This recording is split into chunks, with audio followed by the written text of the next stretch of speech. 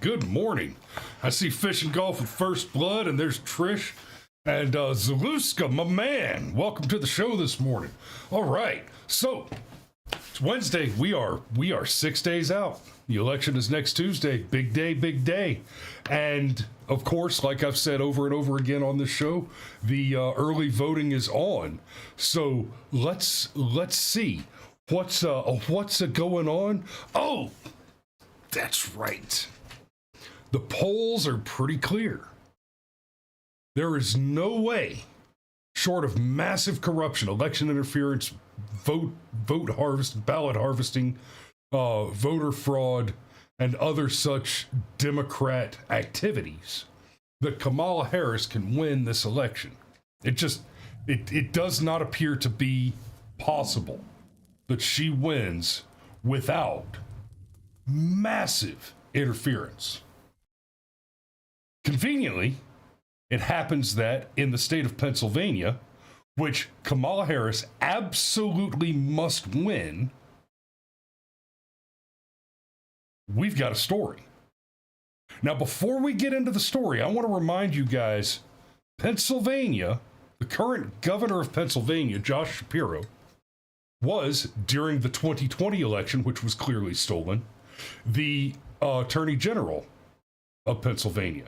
And when asked about voting in Pennsylvania in 2020, Josh Shapiro said, I shit you not, the guy that's in charge, the head of law enforcement, the governor of Pennsylvania, said, we will continue to count ballots until Donald Trump wins. I'm sorry, until Donald Trump loses. Wow, I totally dropped the ball on that one. He said, we will continue to count ballots until Donald Trump loses. Right? He said, we will keep counting until Trump loses. Oh, that sounds like a plan. Especially considering that, if you remember, at midnight on November 3rd of 2020, Donald Trump had clearly won the election, and then all of a sudden, magically, he had not. Now, the Constitution does not make room for an election to just go until the government gets the candidate they want. The election is prescribed by the Constitution to occur on the second Tuesday of the November. I'm sorry, the first Tuesday of November. That's why it was the 3rd in 2020 and it's the 5th this year. First Tuesday in November. So that's one day. I put forward that early voting, I've said this several times recently, trying to encourage you guys to get out and vote early. Early voting is stupid. Voting early is smart, tactically smart. But I'll take it a step further. Early voting is not just stupid. It is unconstitutional. It is at least as unconstitutional as the existence of the Internal Revenue Service or the income tax. It is something that only exists, just like controlled substances. It is something that only exists because smarmy lawyers who hate the Constitution, like Barack Obama, who said that he doesn't like the Constitution because it shackles the government and it makes it hard to get things done. That's the point. Right? You made it to the end of Sixth Sense and were surprised when Bruce Willis turned out to have been dead to begin with. You've missed the point. So, we've got first this video on Twitter from Scott Presler.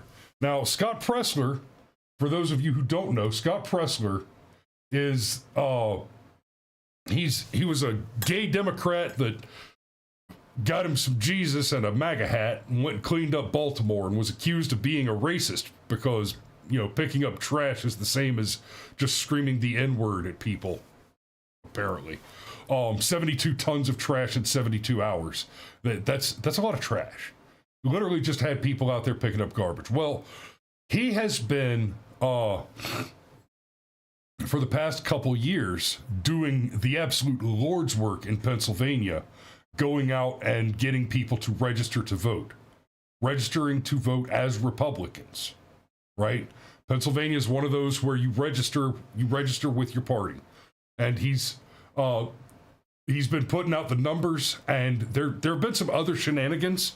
There have been some shenanigans in Pennsylvania where somebody withheld a bunch of voter registration forms and just delivered them late so they don't get processed on time. There's been evidence of fake ballots being mailed in. One of the stories says there are hundreds of ballots that all have the same handwriting. So, like, somebody just sat down and filled out a shitload of ballots and then tried to deliver them as mail-in ballots. Well, this morning he has this to say. Hey everybody, this is Scott Pressler. This is kind of an emergency. I need your full attention, please. If you live in the Commonwealth of Pennsylvania, you contact your county commissioners right now at this very second. This is urgent. And you demand that they rule on a policy that if you're in line, even by the close of your Board of Elections or close of your government center or close of whatever facility is doing the in-person, on-demand mail-in voting today, that anybody in line has the right to vote. You call them, please, right now. This is urgent. This needs your full time. This needs your full attention. People have the right to vote. If they're in line, they should be allowed the right to vote. Call them. Should be allowed the right to vote. Now, that's a little bit of a tricky statement. The right to vote is a bit of a misnomer. The Constitution does not mention the right to vote until the 14th Amendment, where it prescribes that the right to vote shall not be curtailed based on your skin color. And then, of course, later in the 19th Amendment, where it says it shall not be curtailed based on your gender. Let's be clear. Before either of those amendments, the right to vote was curtailed based on a specific set of characteristics, none of which included your skin color.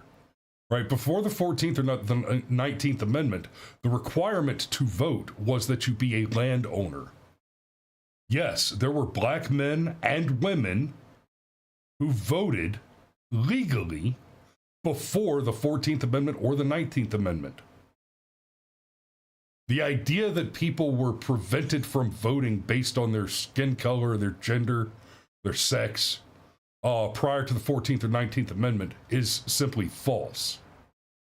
Now, it was true, certainly, that the majority of landowners happened to be white men because, throughout the 1800s, much like today, the majority of Americans were white, and the majority of land was owned on paper by a man, because land tends to be owned by families, right? And it's not always convenient or intelligent, legally speaking, to have both spouses on the deed or on the mortgage, etc. So now, Pitt Danny says, I thought that was the law. The law does say that if you are in line before the polls close, you get to vote. Right, now understand, that means that if everybody shows up on voter day, on election day, everybody shows up and gets in line, and the line has to go in an Ouroboros around the entire city to get everybody in that line, the law requires that line continue to allow voters in the door until they have all had the opportunity to vote. Now, in most places, that's not a problem. But here's why Scott's bringing it up right now. Because we have several videos, like this one, this gentleman because the voting. I have a question. Oh, before I play this, let me just remind you, this is happening in Pennsylvania, which Kamala has to win if she's to win the election. She cannot win the election without Pennsylvania, according to the polls right now. Right? And it is currently, and Pennsylvania's governor is a man who openly stated that he intended to defraud the election in 2020. Ready? I have a question. I have to bring someone here about 4 o'clock to vote. Are they I'm gonna? going to ask you to talk to Are they this. gonna turn everyone down? I'm going to ask you to talk to this gentleman because the voting is closed right now. It's closed. I just want you to talk to this gentleman. We have the right to vote until 4:30. I get you. Here's Why what is it happened. closed? Let me explain it to you. Please. Okay. This process is very slow and grueling. That doesn't matter if we're online. Very slow and grueling. It doesn't matter if we're online by 4:30. We have the The right reason to why it vote. had to close was because a high volume of people wanted to do this. Slow and grueling. Well, then they So have they to had wait till everyone's. They had to cut the line at 1:45. They cut the line out. They cut the line at 1:45. They said at 1:45 in the afternoon, they're telling people, no, we decided we're changing the rules. We just don't care. We're changing the rules. One of the clear ways in which there were shenanigans in the 2020 election is states changed voter rules without the involvement of their legislatures. That is illegal. Any state, Pennsylvania and Georgia included, that changed voting rules without the involvement and the entanglement of the legislature to do so, the state committed a federal crime in each of those cases. Keep that in mind. That means that the officials involved in making that decision are unconvicted co-conspirators. And that's psychotic. ADH Debater asks, are we talking during COVID?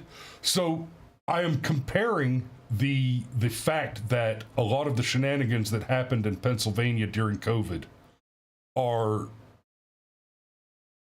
relevant when considering what we're seeing in Pennsylvania today. So the actual topic this morning, ADH Debater, is the obvious, the clear and present interference that's being conducted by law enforcement in Pennsylvania. Here's another one. Again, you got two cops. And they are ending the line. One time. It's 2:41, and they are ending the line. 2:41, and they're shutting down a polling location. Keep in mind, the polls are telling us that Republicans are outvoting Democrats in early voting right now. Here's another one.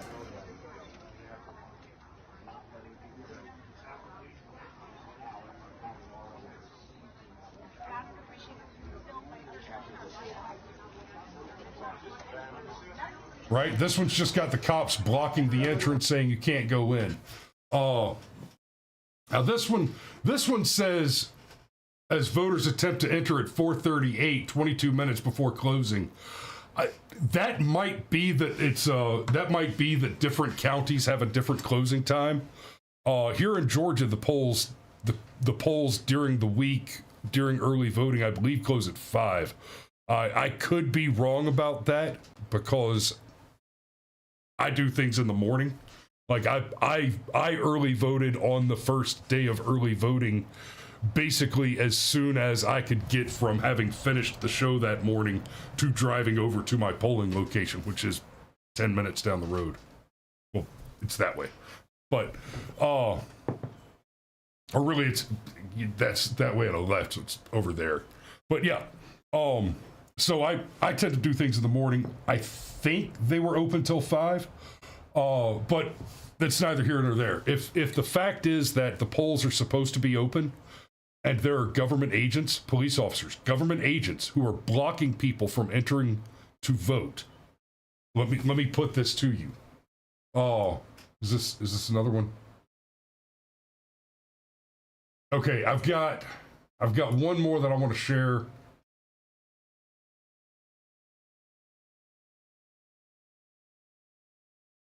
Yes. Okay. So this is alongside that same video where they're shutting it down, and let me move myself out of the way so y'all can read that, and I'll read it to you. Today is the last day to apply for your mail-in ballot in Pennsylvania. If you are in line at a county elections office by 5 p.m., counties must give you an opportunity to apply for your mail ballot. Our PA State Department is working with all counties to ensure every eligible voter who wants to vote by mail ballot can do so. Tune in now for Secretary Schmidt's daily live stream. So what Josh Shapiro is actively doing, I don't think y'all can see the top of that. Let me. So that you can see, this is a tweet that document. That's a tweet from Governor Shapiro. So what he's doing is he's trying to make people accept a mail-in ballot when they show up to the polling location, because he knows damn well that if you take your mail-in ballot today and drop it in the mail, there's a high degree of probability that it doesn't get there in time to be counted.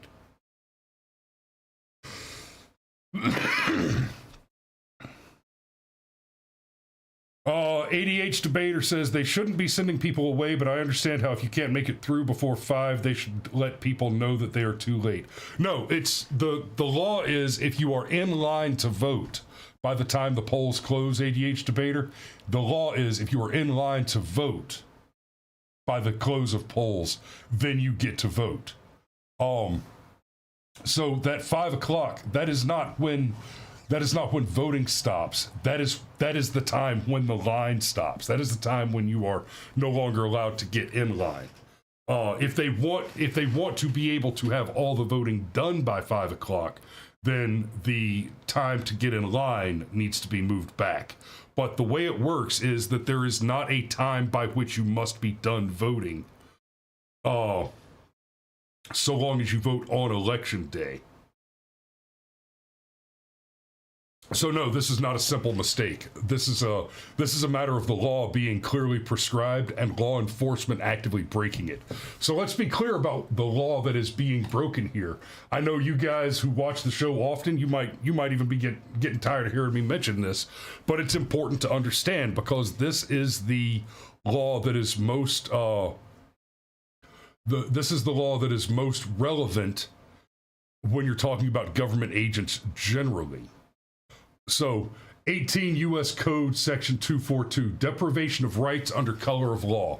Whoever, under color of any law, statute, ordinance, regulation, or custom willfully subjects any person in any state, territory, commonwealth, possession, or district to the deprivation of any rights, privileges, or immunities secured or protected by the Constitution or laws of the United States, or to different punishments, pains, or penalties on account of such person being an alien or by reason of his color, race than are prescribed for the punishment of citizens shall be fined under this title or imprisoned not more than 1 year or both, and if bodily injury results from the acts committed in violation of this section, or if such acts include the use, attempted use, or threatened use of a dangerous weapon, explosives, or fire, shall be fined under this title or imprisoned not more than 10 years or both, and if death results from the acts committed in violation of this section, or if such acts include kidnapping or an attempt to kidnap, aggravated sexual abuse, or an attempt to commit aggravated sexual abuse, or an attempt to kill, shall be fined under this title or imprisoned for any term of years or for life or both, or may be sentenced to death.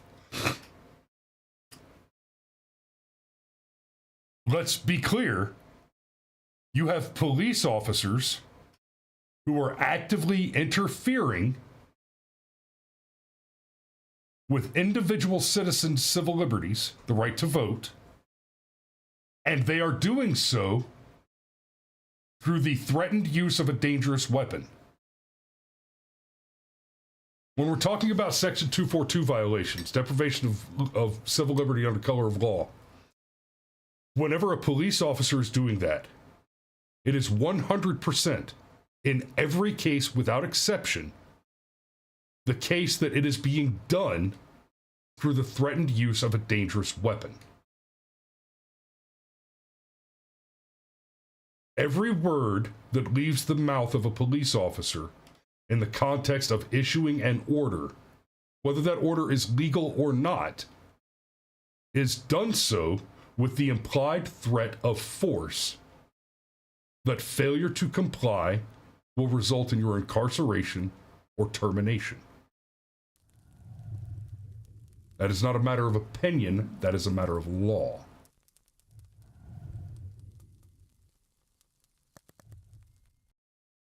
That is a matter that the officer will argue in court.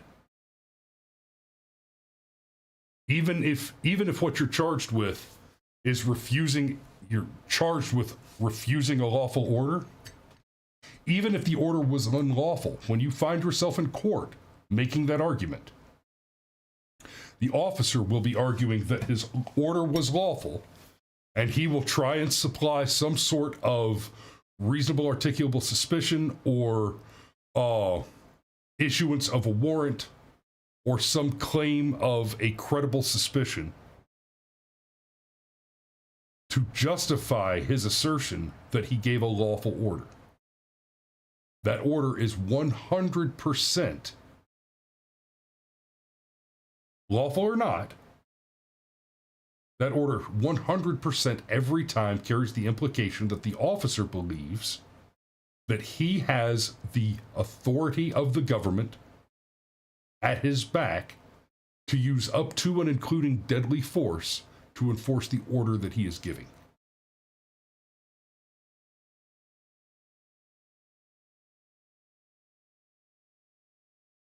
So the argument that I put to you now is that if police officers are indeed preventing people from entering polling locations illegally, I can think of no more grave threat, no more great harm that can be done than an armed coup being conducted against the people and against the Constitution by armed agents of the federal government. That's what you're seeing right there.